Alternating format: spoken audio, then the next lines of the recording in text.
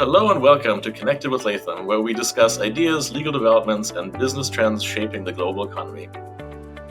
This is the 6th episode of the Latham and Watkins drug pricing series, and I'm Chris Schott, a partner in the healthcare and life sciences practice in our Washington, D.C. office. I focus my practice on manufacturer compliance related to the Medicaid drug rebate program, Medicare, and the 340B drug pricing program. Joining me is Danny Machado, an associate in our Washington, D.C. office.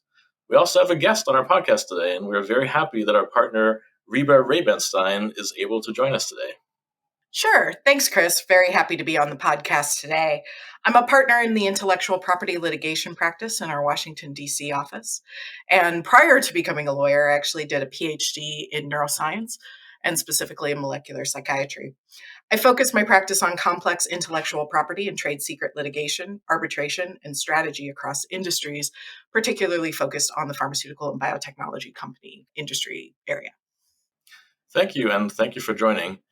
In each episode, we focus on a specific drug pricing topic, and after discussing the substance, we ask the question, which Olympic sport is it like? And we have the list of Olympic sports here to see which most resembles the topic in terms of strategy, complexity, and frankly, level of conflict. Danny, what is our topic for today? Today, we're going to be talking about the Biden administration's recent announcement to leverage what are called march-in rights under the Bayh-Dole Act in order to reduce drug costs. And there was a publication, right, in Federal Register. And what is the comment deadline on that publication?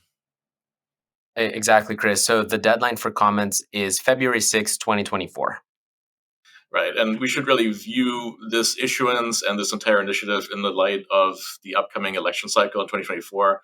It's pretty clear that Biden is running on drug pricing issues. And here, what we're seeing is another example of the administration trying to use a long-standing statutory regime in a new way. So, Reba, tell us a little bit about the Bayh-Dole background and where this history came from. Sure. So the Bayh-Dole Act was enacted, I think, in the 80s to encourage private investment and development of products based on technology that was discovered or originally developed using federal funding, federal research dollars. What had been happening was companies really weren't investing in the technology that researchers at academic institutions in the United States were doing because they weren't able to get appropriate intellectual property rights to protect their further investment to make commercial applications of the technology that was initiated and developed with federal funding. So the Bayh-Dole Act was created to allow those academic institutions that receive the federal dollars to then patent a technology that they had developed and license that out and form partnerships with private companies to then develop products. Now, they weren't able to assign the patent rights. The institution has to keep control over them. And they have certain limitations on what the institution has to do to make sure that products are being developed. So developmental timelines, that type of thing. But overall, the Act's goal really was to get private industry interested and willing to develop technology that was initially started using federal funding. And what's new here, maybe, is that the price of a drug or a product is a criterion that the government is now or would be able to take a look at. And pressure has been building for agencies, including the Department of Health and Human Services, or HHS in particular, to exercise their march-in rights. And in doing so, to consider product price in determining whether a product is available to the public on reasonable terms to satisfy that practical application requirement. So one thing to add in here, Danny, which I didn't clarify before, one of the limitations that the institutions have to put into their agreements with private companies is that the government has certain march-in rights. So in certain circumstances, if, for example, technology isn't being developed or commercial deadlines aren't being hit, the government can step in and then license those patent rights to another entity that is maybe capable or willing to make it. And so what we're really talking about here is that capability, that allowance of the government to march in and then license another entity to create this. And to be clear, it applies to all technology funded by the federal government, not just in the biotechnology area. This is something that, Department of Energy funds, everything. But the focus, to Chris's point earlier, the focus in this political sphere is really on drug pricing with this. Yeah, and I mean, since this regime has been around for decades, has it ever been used in the past? No, it has not. And in fact, the draft guidance points that fact out. It says no agency has ever used margin rights. And in part, there's a good reason for that. Again, the draft guidance points out that this is a very fact dependent situation where agencies have to look at a number of factors. Here, they're adding drug pricing, that's new, but they have to look at a number of factors, including whether the government exercising its margin rights would further the goal of the Bayh-Dole Act, which is to get industries to invest in developing commercial products out of technology created federal funding. And as you might imagine, that is going to be very fact dependent on a case by case basis. So individual agencies are going to have to look at this very closely. Yeah, it strikes me that this entire initiative is another step in this direction of a more European style system, right? Where instead of the US market based drug pricing system where manufacturers price report their prices and the federal government uses market data to set reimbursement rates, for example, we're moving in the direction that the Inflation Reduction Act was a significant step, which is government looking at prices, looking at what the government deems to be reasonable, and then stepping in if the government thinks it's appropriate. And so this draft document has some instructive examples about when is a price inappropriately high, when demand surges and manufacturers fail to produce appropriately, all of which struck me from the drug production, drug manufacturing side as somewhat unrealistic because we know that if there is no production capability, there is none, even if the demand goes up. So that example in this draft document highlighted for me that we have the government looking at industry without probably really understanding some of the actual factual realities that drive how these industries operate. Reba, any other thoughts on how price is being used here and how that maybe compares to other instances in the intellectual property world where price plays a part? I would say not a ton. I mean, the thing to keep in mind here is this is just one factor to consider, right? And it's not the only factor. So while the government is highlighting and the administration is highlighting the potential effect on drug pricing here, it again is still just one of many, many factors that they have to take into account, including even regulatory exclusivity from other bases like new chemical entity exclusivity, et cetera, that is out there that will affect drug pricing. So, you know, it's going to be a complex situation that people are going to have to navigate and really look and see on a case by case basis if margin rights even make sense. Let's also think about where we are in the process of something being issued. So, Danny, what type of publication is this? Where are we in the sort of rulemaking process here at this stage? Right. So this is a notice. We're a few steps away from anything being really final here. It's a very initial step for the government to get input. But we do want to note that the White House made a big splash about this. They made a press release, and President Biden appears to be making lowering the prices of drugs kind of a centerpiece of his reelection platform. So this is becoming more front and center.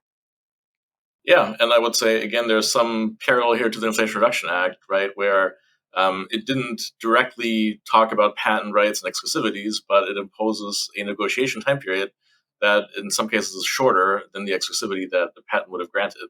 And so here we see another step in this direction of looking at patent rights as a way to address drug pricing. So I think that sums up our discussion for today. So then let's ask the question, which Olympic sport is it like? Reba, what do you think?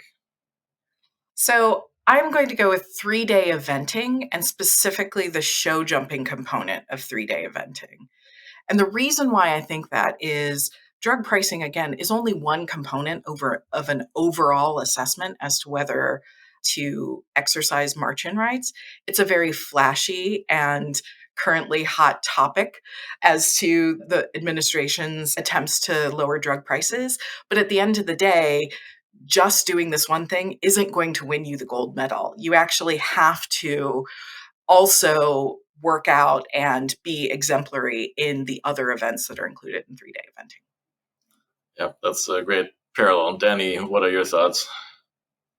Oh, Chris, I was thinking judo, which is a Japanese martial art that focuses on throws and techniques to kind of subdue your opponent. And in this case, having the government being able to require a contractor to assign their license to a third party just strikes me almost like that.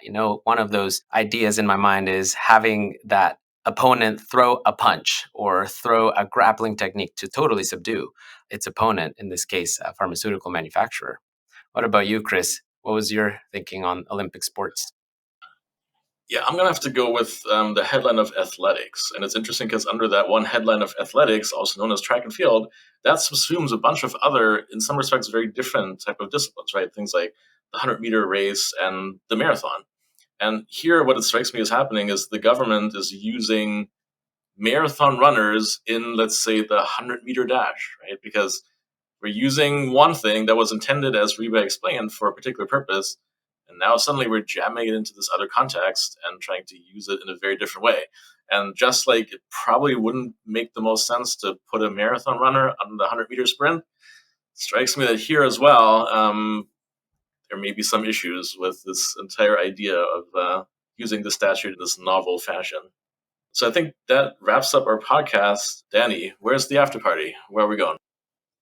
Well, Reba and I were talking right before starting our recording about a restaurant called Imperfecto. Reba, you were telling me something interesting about their tagline, right? Yeah, I think it's something along the lines of getting perfection out of imperfection. The idea that the imperfect can actually be perfect. And, it is currently one of my favorite restaurants in town, and the food is just delicious. I have to agree. Chris, you're going to like it.